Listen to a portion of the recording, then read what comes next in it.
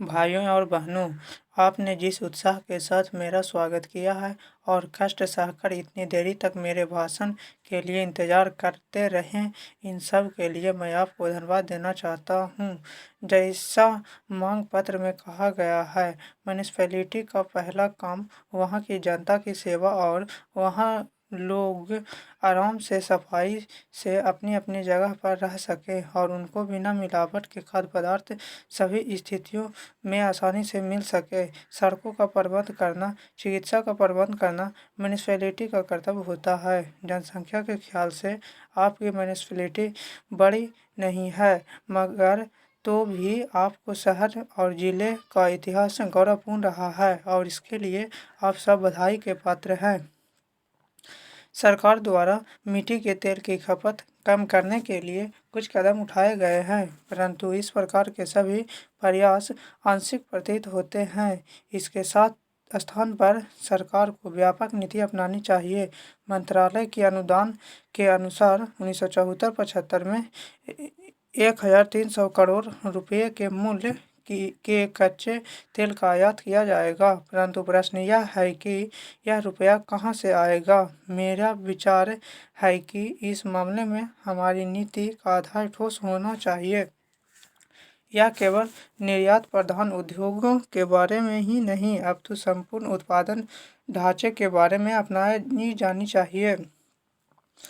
हमें बताया गया है कि ईंधन नीति संबंधी का गठन किया गया था, परंतु आज 10 मास गुजर गए हैं, परंतु इस समिति का प्रतिवेदन प्राप्त नहीं हुआ है। हमें समझ नहीं आता कि इस समिति द्वारा किस प्रकार के सुझाव दिए जाएंगे। यदि हमें मिट्टी के तेल का उत्पादन और खपत कम करनी है, तो हमें इसके लिए अन्य विकल्प उपलब्ध करवाना पड़ेगा। हमें इसके लिए कौन सी तकनीक अपनानी पड़ेगी, इस संपूर्ण समस्या के बारे में व्यापक रूप से विचार करने की आवश्यकता है और उचित विचार विमर्श के लिए हमें औद्योगिक विकास मंत्रालय, रेल मंत्रालय और इस्पात तथा योजना मंत्रालय, इन सभी से अपेक्षित तालमेल स्थापित करना होगा। समाचार पत्रों में यह देखने को मिला था कि सरकार द्वारा एक ऊर्जा बोर्ड का स्थापना की घोषणा की गई थी, परंतु इसके सदस्य कौन कौन होंगे, इसके बारे में भी अभी तक किसी को कुछ पता नहीं है। मेरे विचार से ऊर्जा संसाधनों के बारे में हमें यथाशीघ्र एक व्यापक नीति बनानी चाहिए।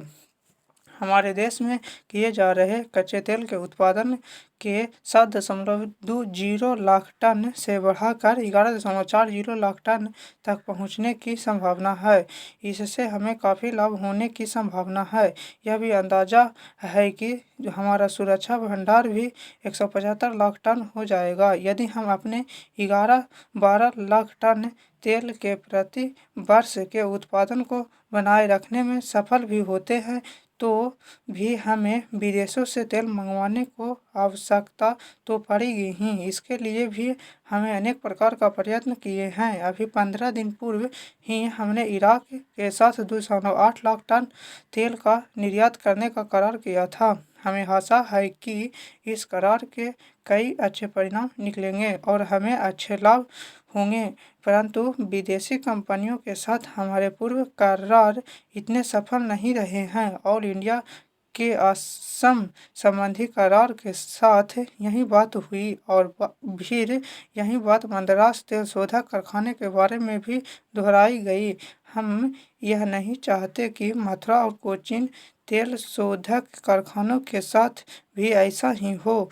हम चाहते हैं कि कच्चे तेल की सप्लाई के संबंध में इराक के साथ हमारा करार पैसे की दृष्टि से नहीं, अपितु अन्य सभी पहलुओं से भी हमारे ही हित में हो।